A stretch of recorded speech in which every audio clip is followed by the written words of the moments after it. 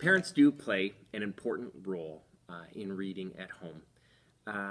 I have worked with a wide variety of parents throughout my teaching career and have sensed over time just some frustrations that parents don't really have a clear sense of what their role is for reading at home.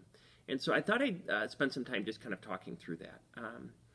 I think it's worth pointing out the things that I would not expect you to do at home, what your role isn't.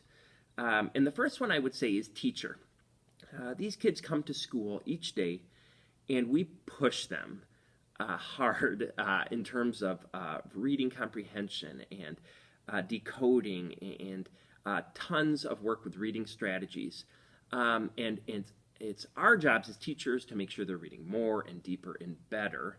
But they get this all day, every day at school. And at home, reading should really be about doing things for fun. It should not be a continuation of the skills-based rigor that we have at school, but should just be more enjoyable. So don't feel like you have to be the teacher. Reading boss. If you feel like your job is to make sure reading gets done and to make sure your kids check off that box, complete that task, we've missed something along the way. This is supposed to be an enjoyable process, and as soon as we turn reading into something we have to do, statistically, research suggests we've actually done probably more damage than good. And then the third thing is reading critic. A lot of parents have come to me and shared their dismay with the book choices that kids make. Man, oh man, parents who are just done with Diary of a Wimpy Kid or whatever books they might be. Or maybe you have books at home that your children just love and you don't.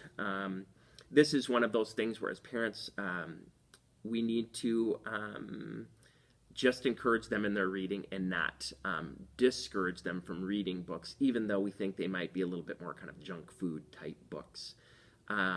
We don't need to be judging the quality of the literature that they're reading. Okay, so those are the things. You're not the teacher, you're not the reading boss, you're not the critic.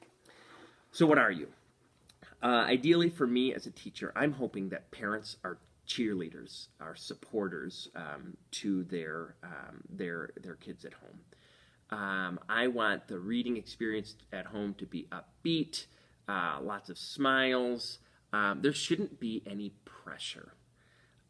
Your job is to make reading as fun and as enjoyable as possible. Easier said than done. Another thing that I should say is your job is to be the parent. You know your child, and so it's important that you are invested in what they are reading. And what I mean by that is this. Your child shouldn't be reading inappropriate content or things that are beyond where they are. You have a sense of what is and isn't appropriate for your child, and so it's important that you know what they're reading, that you peek over their shoulder and have them tell you about what they're reading.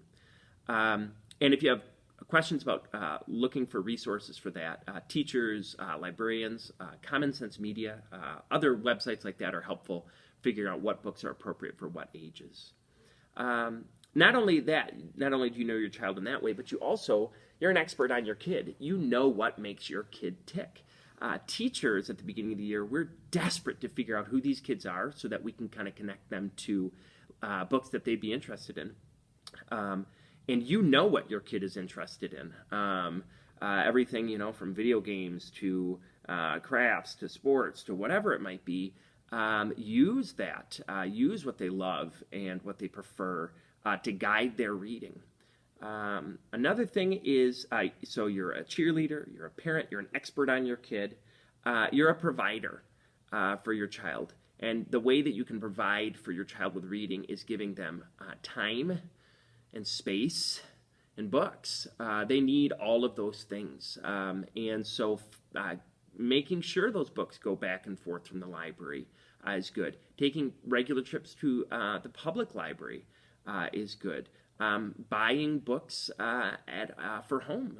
Whatever it is, making sure books are available. In fact, making sure enough books are available that they can read a book, stop it, and decide it's not for them and move on to another.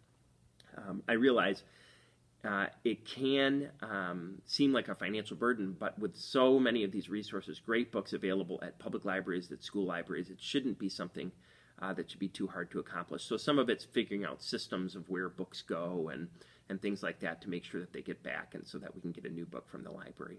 And then the last job I'd say for parents is advocate. If you have questions about your child, if you're struggling with something at home, if you need more information, if your child has a series of books that they like and you don't know what else they might like, you got to advocate for your kid. And the way you do that is by talking to a teacher, talking to a librarian, talking to friends. You need to invest just like you would in many other ways for your child's learning and growth. Advocate for your child and ask those questions and dig in.